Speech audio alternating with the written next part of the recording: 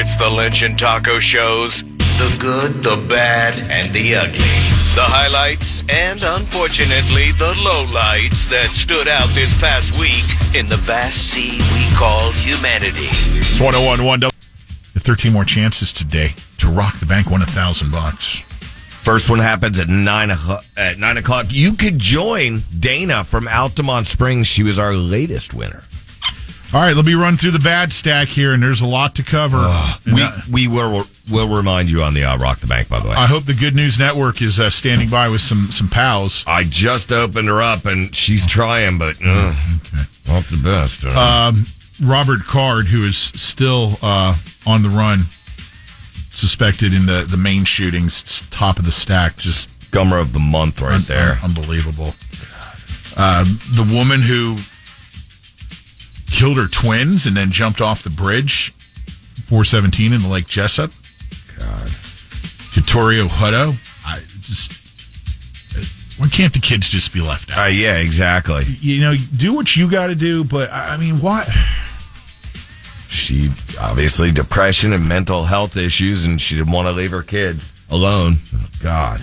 We talked about this earlier in the week. The 22-year-old son of the pastor in Winter Haven, who was wrong place, wrong time, found shot early Sunday morning. Pentecostal Church of God in Winter Garden. Roderick Wilson, killed by the suspect identified as 22-year-old Taquan Cotton. It's so sad. They had apparently no connection to each other whatsoever. It is so sad. You see the pictures of the preacher's son, clean cut, great kid, had a lot going for him in life, and then you see that piece of garbage that, oh, man. 18-year-old Jackie Irving Jr., 17-year-old Princeton Postel, and 18-year-old Angel J. Diaz. The three suspects in the shooting of that 16-year-old boy in Sanford earlier in the week, as he stood just talking to some friends. Car pulls up. They gun him down. Mm-hmm. They got all three of those individuals in custody. Is that the one with all the kids out in the parking lot playing and everything? Yeah. Oh, God. Talked about the Florida couple up in Escambia County, accused of taking turns cutting a man's throat and then throwing him off a bridge. The guy lived. The guy survived and was able to lead police to these two deranged individuals, Natalie Fonseca and Nafis Reynolds. Guy who was driving on 46 last weekend, drunk, had a 9-year-old in the car, smashes in to a motorcycle that was turning into a driveway, kills both occupants of the motorcycle. Michael Thompson. Whoever's responsible for stabbing and killing the Detroit synagogue president outside of her home last weekend. No motive known. Suspect still to be found in that one. The Florida woman in Palm Bay, Sally Gore. This is the woman who decided to drive the car to look for her lost dog and ran over and killed her husband. Oh, yeah. And then how about the off-duty pilot that was accused of trying to shut down the engines of a Horizon Air jet mid-flight last weekend? The guy's on mushrooms. He's riding in the jump seat in the cockpit because he's an off-duty pilot. That was just a weird story, man. He's facing some serious charges there. Good. And one final thing here. I don't know what kind of person does this, but doctors were unable to save a sea turtle shot in the head with a spear in the Florida Keys. All right, I can't handle any more bads. You said you're done there. Good. You know what? I had a couple good items here. You go ahead. Are you sure? Yeah, I'm going to default to you, Mr. Good News Network there. Can I see the headline on that one just in case I have it? In case you need something there, yeah. Let me do your work for you. No, in case I had this or not. No, you know what? You can go ahead and do that one because we need all the good news we can get today. Back in 2010, a construction worker in England got to retire at 47 after hitting the lottery for almost $3 million. So what's he been up to? The first thing he bought was a pool table.